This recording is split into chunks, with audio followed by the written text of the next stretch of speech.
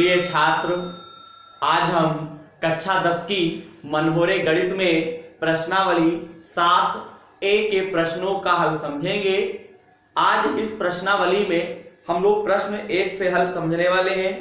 तो यहाँ पे इस प्रश्नावली को हल करने से पहले हम आपको एक सूत्र बताएंगे। वैसे तो मैंने पिछली वीडियो में आपको सारे सूत्र मैंने लिखवाए हैं और समझाया भी है, तब भी हम एक बार आपको याद दिलवाने के लिए सूत्र लिख देते हैं। ठीक है, यानी कि इस प्रश्नावली को हल करने के लिए आपको ये सूत्र ओनली वन याद होना चाहिए। तो यहाँ पे जो आपका सूत्र है वो हम यहाँ पे लिख के आपको दिखा रहे हैं कि आपका सूत्र क्या लगाएंगे। तो बीच की दूरी, यानी बीच की दूरी का आपको फार्मूला पता होना चाहिए। यानी कि बीच की दूरी का अगर आपको फार्मूला पता है तो आप सवाल लगा लेंगे। तो यहाँ पे लिखेंगे बीच की दूरी। तो बीच की दूरी का जो फार्मूला होता है वो हमारा होता है रूट में x2 माइनस x1 का whole of square, y2 minus y1 का होल ऑफ स्क्वायर। आपको ये फार्मूला जो है लगाना है। ठीक है, इस प्रश्नावली के जितने भी सवाल होंगे सभी सवालों में आपको क्या करना है, इस सूत्र को लगाना है और इससे सभी सवालों का हल जो होगा वो अच्छे तरीके से आपका हो जाएगा। अब देखिए यहाँ पे प्रश्न 1 का जो पहला खंड दे रखे हैं उसका हल हम लोग समझेंगे।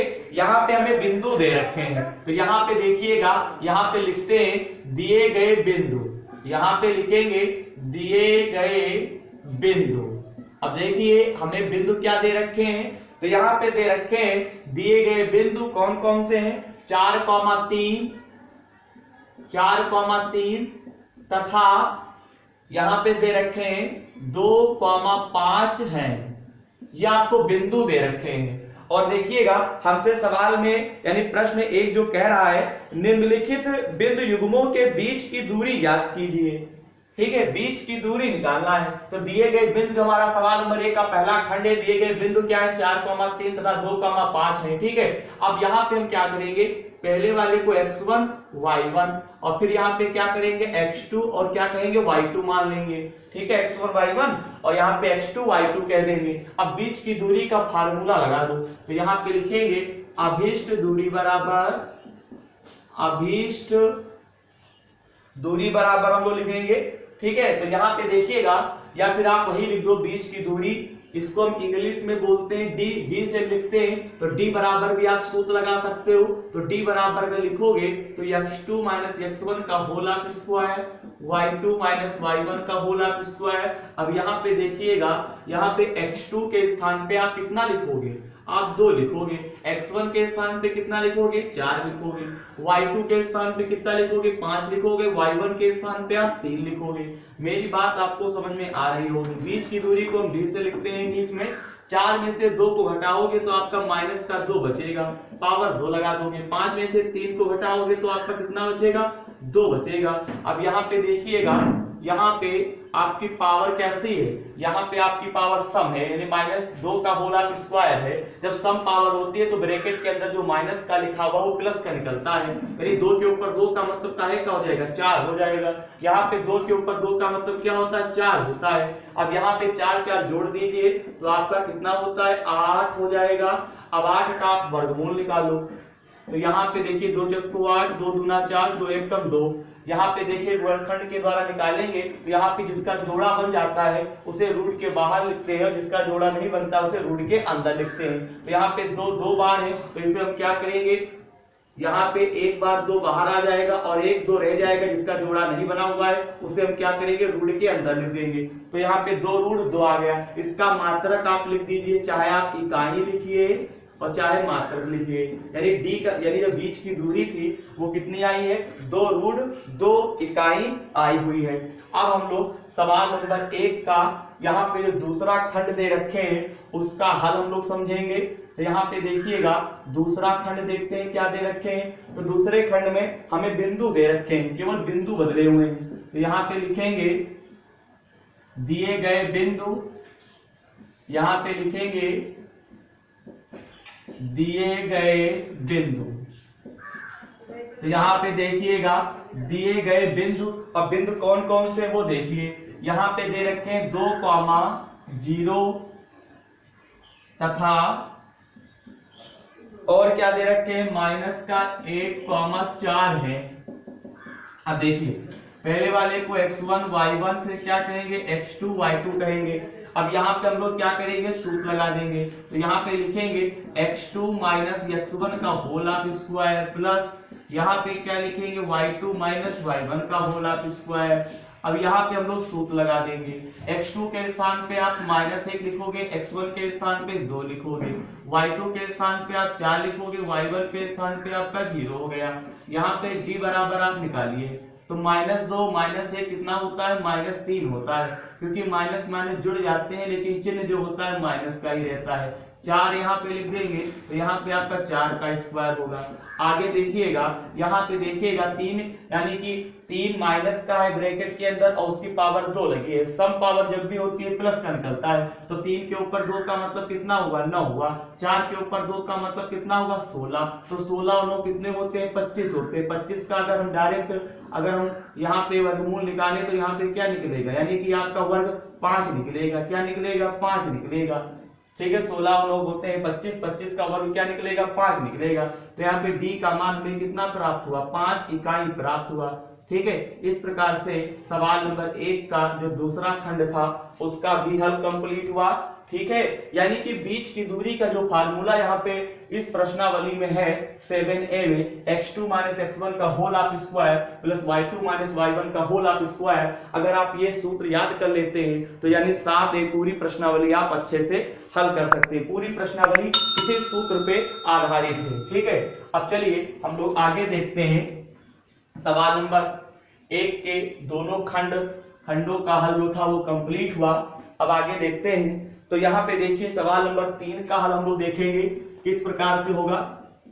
यानी कहने का मतलब है सवाल नंबर 1 का जो तीसरा खंड दे रखे हैं उसका हल हम लोग समझेंगे। तो यहाँ पे देखिएगा, लिखेंगे दिए गए बिंदु।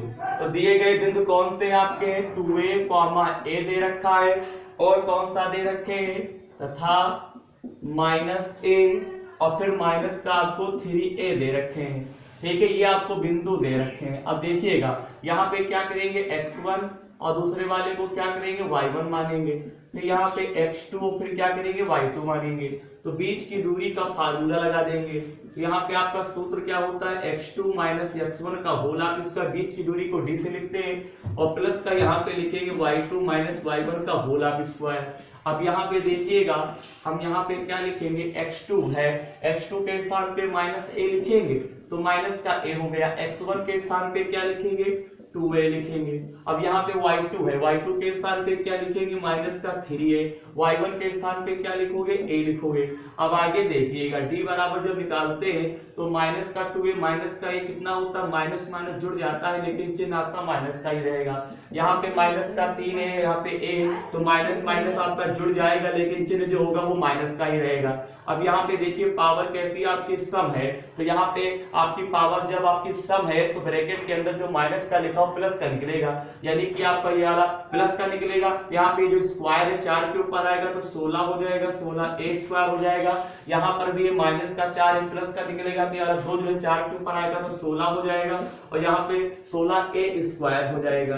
16a स्क्वायर जोड़ दो तो 32a स्क्वायर हो जाएगा। अब यहाँ पे 32a स्क्वायर आ गया। यहाँ पे गुणनखंड करते हैं, यहाँ पे जब 32 का करोगे तो 2 एकम 2, 2 छंग 12, 2 अठी 16, 2 चक्कू 8, 2 दूना 4, 2 एकम 2, 2 दूना 4, 2 8, 2 16, 2 32, यानी कि जिसका जोड़ा बनेगा उसे हम रूट के बाहर लिखते हैं। तो यहाँ पे देखिएगा, यहाँ पे 2 2 यानी जब जोड़ा बन गया है यानी कि 2 4 बार है, वैसे 2 5 बार है तो 4 बार यहाँ पे आपके 2 है तो यहाँ पे 1 2 इसमें निकलेगा, 1 2 इसमें निकलेगा। जब जोड़ा होता है 2 का तो 1 2 बनता है। यहाँ पे 2 2 बार है तो 1 2 निकला, यहाँ पर भी 2 2 बार है, 1 बार निकलेगा तो 2 दूना 4 हो गया, ये इकलौता 2 बचेगा। इसे हम क्या करेंगे, रूट के अंदर लिखेंगे 4 रूट 2 और यहाँ पे a स्क्वायर का क्या निकलेगा, वर्ग केवल a निकलेगा। तो यहाँ पे इसका मात्रक क्या लिख देंगे, 4√2 वर्ग इकाई हो जाएगा। इस प्रकार से सवाल नंबर 1 का जो तीसरा खंड दे रखे थे उसका भी हल कंप्लीट हुआ।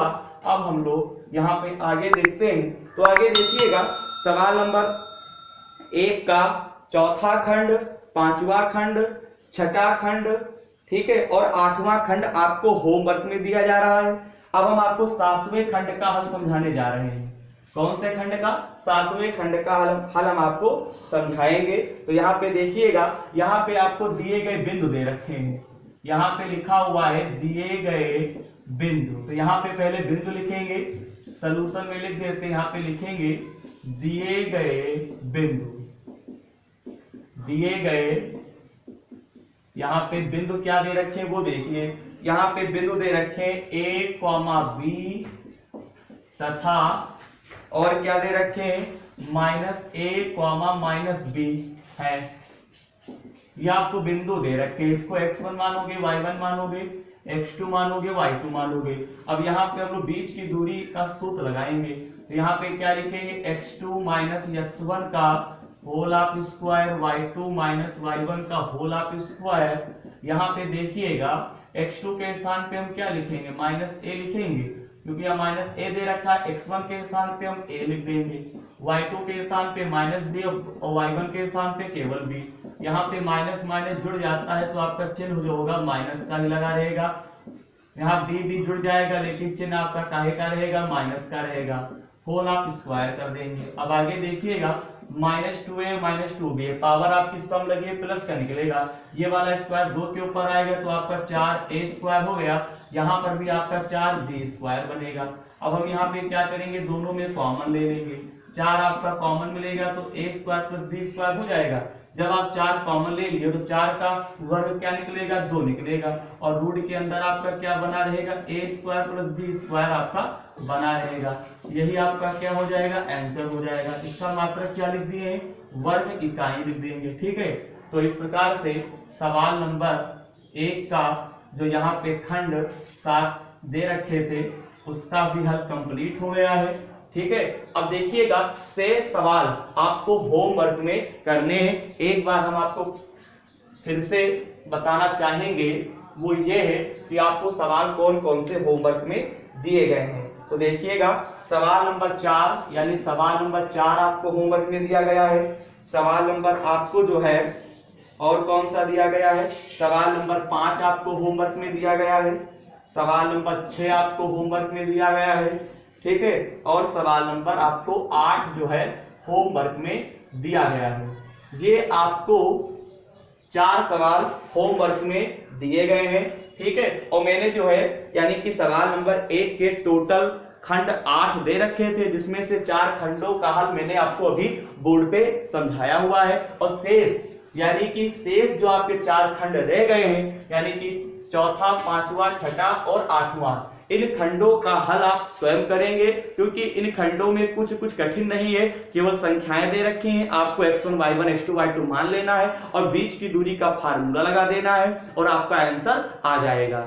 ठीक है, मैंने इसमें यानी कि सवाल नंबर 1 का जो बहुत सारे खंड दे रखे थे, इसमें जो कठिन थे खंड उनका हल मैंने आपको बोर्ड पे समझा दिया है। अब केवल आसान ही यहाँ पे खंड दे रखे हैं, आप उनका हल होमवर्क में करिएगा। एक बार फिर से बताएंगे, चौथा, पांचवा, छठा और 8वां जो खंड है इसे आपको होमवर्क में हल करना है। कोशिश करिए और मुझे उम्मीद है कि आप इन खंडों का हल आसानी से कर लेंगे। अब हम आपको अगली वीडियो में इस प्रश्नावली में जो आगे के प्रश्न दे रखे हैं, ठीक है, उनका हल हम आपको अगली वीडियो में समझाएंगे। धन्यवाद।